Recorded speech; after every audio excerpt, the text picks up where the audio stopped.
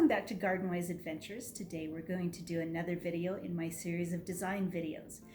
Today I wanted to talk to you a little bit about the elements of landscape design.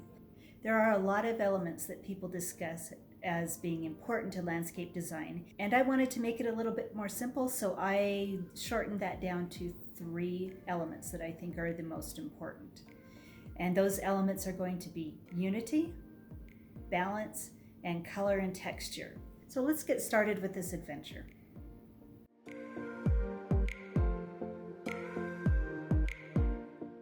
So for the people who have not watched any of my other design videos, I will link a list to my playlist at the top here, so you can watch some of those other videos.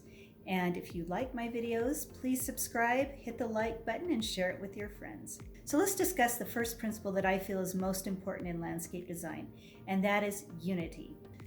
Unity is the principle that helps guide all of the other elements of landscape design. So what is unity? What does it mean in a landscape? Unity is the harmonious placement of elements in your landscape design. It creates a sense of wholeness and order in your landscape. It helps avoid having a cluttered, chaotic landscape. A cluttered, chaotic landscape has no place to rest your eye or rest your mind. Now, the first aspect of unity is continuity. Continuity is the cohesiveness or connection between different areas in your landscape. The first way you can achieve continuity is by choosing a theme, a general theme for your landscape. It could be either a formal theme or an informal theme. Maybe you like cottage gardens or Japanese gardens, Oriental gardens of some sort. That is the first way to establish continuity in your landscape.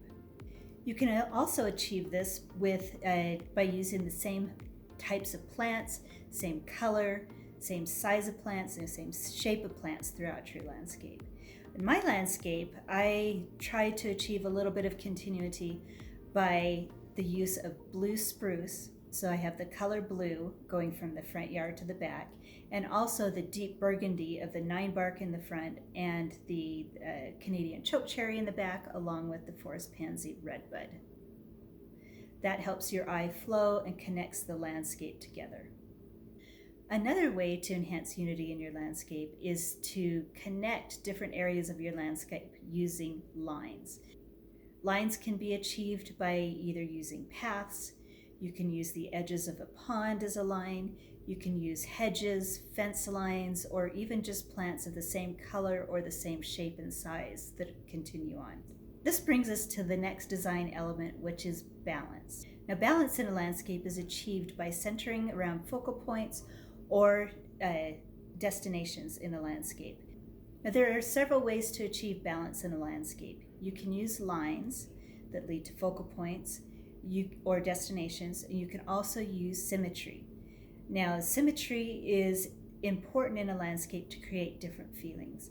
If you have a very symmetrical landscape, like in this picture, it creates a very formal feel.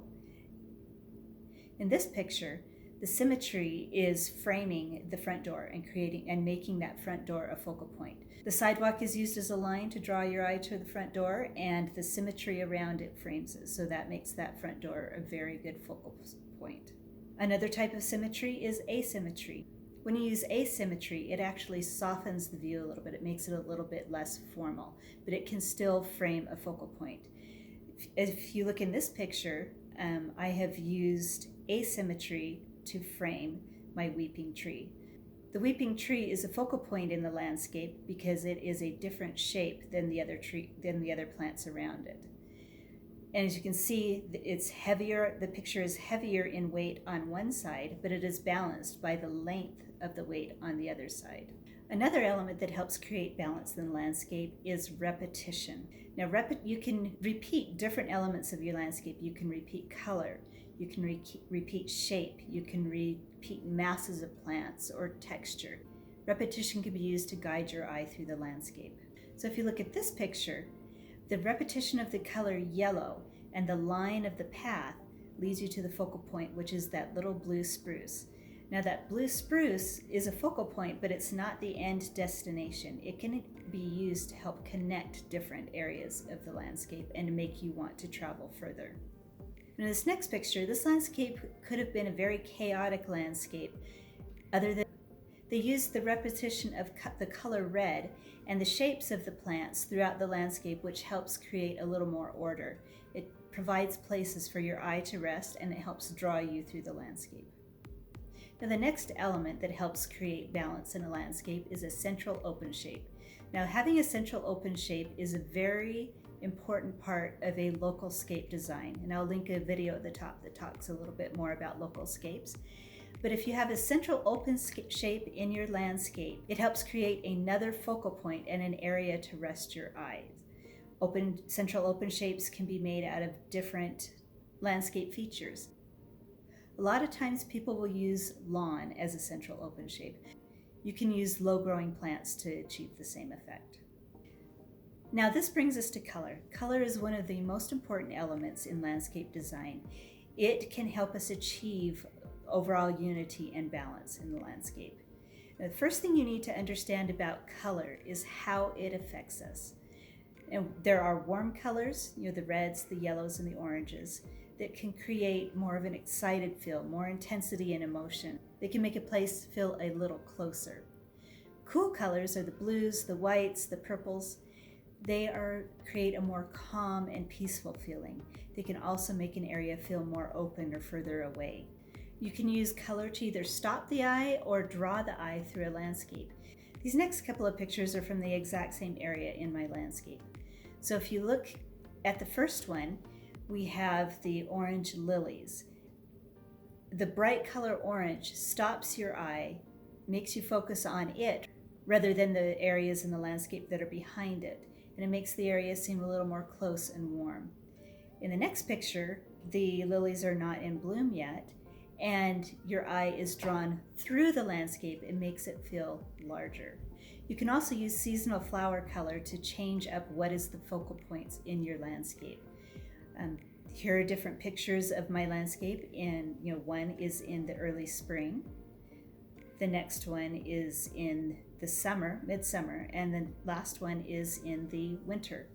So the focal points and the feeling of the landscape can change depending on the seasonal color that you use. Last of all, I'd like to discuss texture.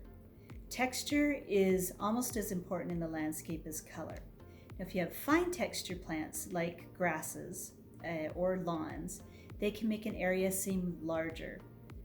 If you have coarser textures like trees, heavily textured shrubs, they can make areas seem a little closer and a little more intimate. Now, sometimes trying to figure out how to use all these elements in your landscape can be a little overwhelming. So one thing that you can do is head out to your nearest botanical gardens, look and see how they create the feeling of unity and balance, how they use color and texture throughout their gardens. You can walk around your neighborhood and find homes that you like and figure out why you like them. How did they create a sense of unity? How are they using balance? What colors make you feel the best? Then you can come back and take your landscape design that you've drawn out, and instead of adding actual plants, add splotches of color.